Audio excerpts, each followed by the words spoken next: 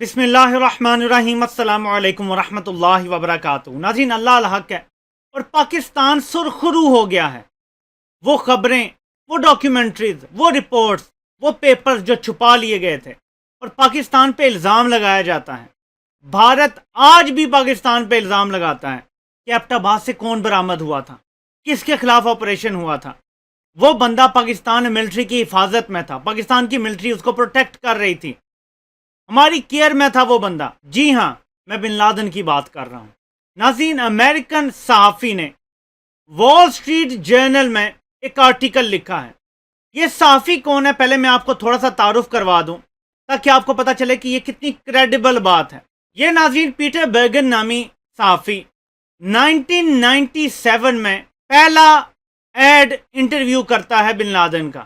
یہ وہ شخص ہے، اس نے ملٹیپل بکس لکھی ہیں، ڈاکیومنٹریز بنائی ہیں اس ایک شخص کے اوپر جس سے اس کی ملاقات 1997 میں ہوئی تھی۔ یہ شخص وال سٹریٹ جرنل میں آرٹیکل لکھتا ہے 30 جولائی 2021 کو۔ اس آرٹیکل میں جہاں وہ باقی بہت ساری باتیں بن لادن کی آخری دنوں کے حوالے سے کرتا ہے، کیونکہ اس ڈاکیومنٹری کا نام اس نے رکھا ہے the last days of Osama bin Laden. اس میں وہ کیا لکھتا ہے پاکستان کے حوالے سے اور اس کے تعلقات کے حوالے سے، وہ ساری بات کلیئر کر دیں گے۔ یہ میں اس آرٹیکل کا حصہ اپنے پیچھے ڈسپلے بھی کر رہا ہوں اور میں اس کا اردو ترجمہ آپ کو پڑھ کے سناتا ہوں۔ وہ یہاں سے لکھنا شروع کرتا ہے پاکستان کے حوالے سے، جب وہ بات کرتا ہے کہ اس کے فرینڈز اینڈ فوز جو پاکستان میں، یعنی دوست اور دشمن جو پاکستان میں ہیں، وہ کیسے شروع کرتا ہے۔ یہ چند لائنیں ہیں جو میں آپ کے سامنے پڑھنے جا رہا ہوں۔ وہ کہتا ہے ایبٹ آباد میں بن لادن کا جو کمپاؤنڈ تھا وہ پاکستان کے ویسٹ پوائنٹ کے برابر تھا۔ اس وجہ سے بہت سے مبصرین کو یہ لگتا تھا، ان کا یہ اندازہ تھا کہ بن لادن کو پاکستانی حکام کی یا فوجی افسران کی کچھ نہ کچھ مدد ضرور ملی ہے، اسے پاکستانی فوجی افسران کی مدد ضرور حاصل ہوگی۔ آگے وہ کیا لکھتا ہے، اس کے باوجود بن لادن کے کمپاؤنڈ سے برآمد ہونے والی ہزاروں صفحات کی جو دستاویزات ملی ہیں، ان کے مطابق یہ کسی صورت اس خیال کی تائید نہیں ہوتی کہ بن لادن کو پاکستانی حکام نے محفوظ رکھا یا وہ ان سے رابطے میں تھا۔ یعنی یہ ثابت ہی نہیں ہوتا جو بن لادن سے سارے ثبوت ملے ہیں۔ ثابت کیا ہوتا ہے ذرا سنیں۔ وہ کہتا ہے بلکہ اس کے بالکل الٹ ثابت ہوتا ہے۔ دستاویزات میں پاکستانی فوج کو بن لادن مرتد قرار دیتا ہے، یعنی مذہب سے خارج قرار دیتا ہے پاکستانی فوج کو۔ جو ہم پہ الزام لگتا ہے کہ ہم نے اس کو پالا ہے، ہم نے اس کو جگہ دیے رکھی ہے کمپاؤنڈ میں، ہماری وجہ سے وہ چھپا ہوا تھا اور ملٹری اکیڈمی کاکور سے چند کلومیٹر کے فاصلے پر وہ تھا۔ اس الزام کے جواب میں پیٹر برگن، جو بن لادن سے اس کی زندگی میں مل چکا ہے، جو اس کا 1997 میں فرسٹ ایڈ انٹرویو کر چکا ہے، اس کو قریب سے جاننے کا دعویٰ کرتا ہے، اس پر کئی کتابیں لکھ چکا ہے، ریسرچ پیپرز لکھ چکا ہے۔ وہ یہ کہتا ہے کہ یہ جو دستاویزات ملی ہیں یہ بالکل الٹ کہانی بیان کرتی ہیں، اور وہ یہ بتاتی ہیں کہ بن لادن پاکستانی فوج کو مرتد سمجھتا تھا اور وہ یہ قرار دیتا تھا کہ پاکستانی فوج کی وجہ سے ان پر شدید دباؤ ہے، یعنی القاعدہ کھل کے کام نہیں کر پا رہی۔ الفاظ جو اس نے استعمال کیے ہیں کہ وہ اس کا نوحہ بیان کرتا تھا اپنی باقی لیڈرشپ سے، یعنی اس کا یہ رونا دھونا تھا پاکستانی فوج کے والے سے کہ یہ مرتد ہمیں کام نہیں کرنے دے رہے جو ہم کرنا چاہتے ہیں۔ تو پاکستانی فوج بالکل اس الزام سے بری ہو جاتی ہے اس انکشاف کے بعد۔ آگے وہ کہتا ہے کہ بن لادن کے پاس سے جو ڈاکیومنٹس ملے ان میں لکھا تھا کہ پاکستانی فوجی اہداف اور پاکستانی فوج کے اوپر حملے کرنے کے منصوبے ڈاکیومنٹڈ موجود تھے بن لادن کے پاس، یعنی وہ پاکستانی فوج پہ حملے کروانے کے منصوبے بنا رہا تھا۔ اس کے ڈاکیومنٹڈ ایویڈنس امریکہ کو مل چکے ہیں، اسی وقت مل گئے تھے، لیکن امریکہ نے کبھی دنیا کو کلیئر نہیں کیا۔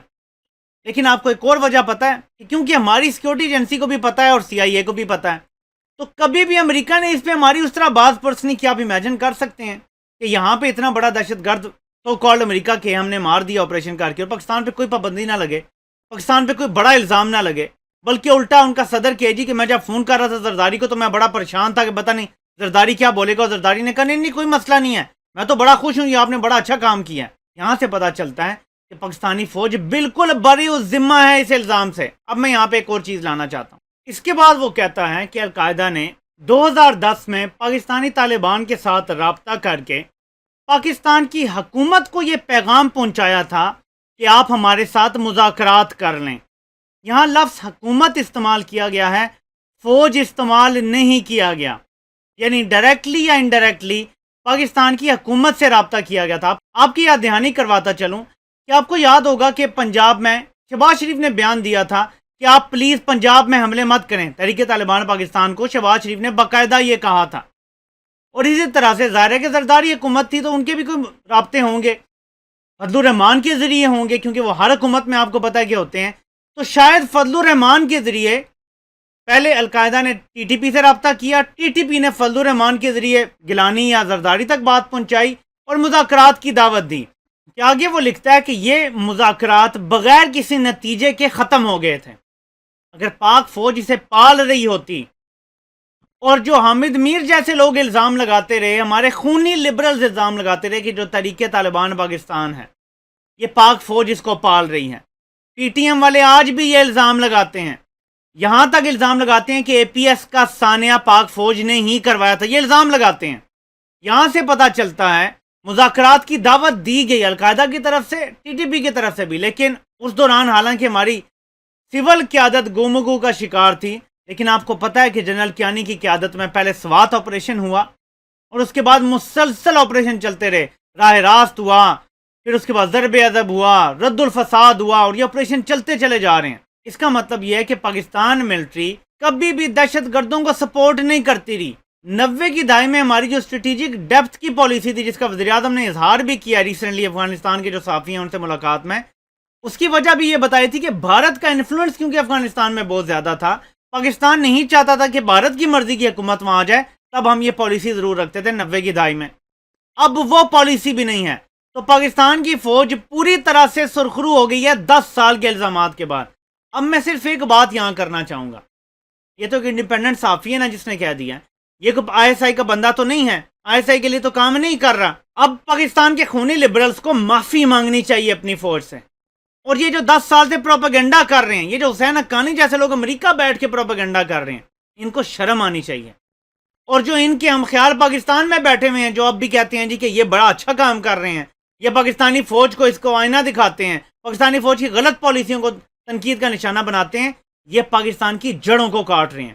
ورنہ ان انکشافات کے بعد جو میں نے آپ کو بتائے ہیں، جو اس صحافی نے کی ہیں، جو امریکہ کا انڈیپینڈنٹ صحافی ہے، جس کا آرٹیکل، جس کا یہ ایسے وال سٹریٹ جرنل جیسے مستند اخبار میں چھپتا ہے، یہ کسی ٹیبلوئڈ میں نہیں چھپا، وال سٹریٹ جرنل میں چھپا ہے یہ، جس میں وہ واضح کرتا ہے کہ پاکستان کا بن لادن کو چھپانے سے، اس کی مدد کرنے سے، اس سے کسی رابطے سے کسی قسم کا کوئی ثبوت ہمیں نہیں ملا. یہ ہماری جیت ہے، یہ پاکستان کی جیت ہے. اور اس موجودہ صورتحال میں جب ہم پہ الزام لگ رہے ہیں بھارت کی طرف سے بھی، یہ ہماری بہت بڑی فتح ہے. اللہ الحق ہے اور پاکستان سرخرو ہو کے نکلے گئے. جو اب ہم پہ الزام لگ رہے ہیں میں اگلی ویڈیو میں آپ سے ڈسکس کرتا ہوں. بھارت جو الزام لگا رہا ہے، افغان حکومت جو الزام لگا رہی ہے، جس طریقے سے ایک پاکستان کے خلاف مقدمہ کھڑا کیا جا رہا ہے کہ ہم شاید تحریک افغان طالبان کی مدد کر رہے ہیں، یہ بھی ان کو جلد پتہ چل جائے گا کہ یہ غلط کر رہے ہیں اور پاکستان یہاں سے بھی سرخرو ہو کے نکلے گا انشاءاللہ تعالی. آپ سے انشاءاللہ پھر ملاقات ہوتی ہے. اللہ پاک سب کا حامی و ناصر ہو. آپ سب کے سننے کا بہت بہت شکریہ.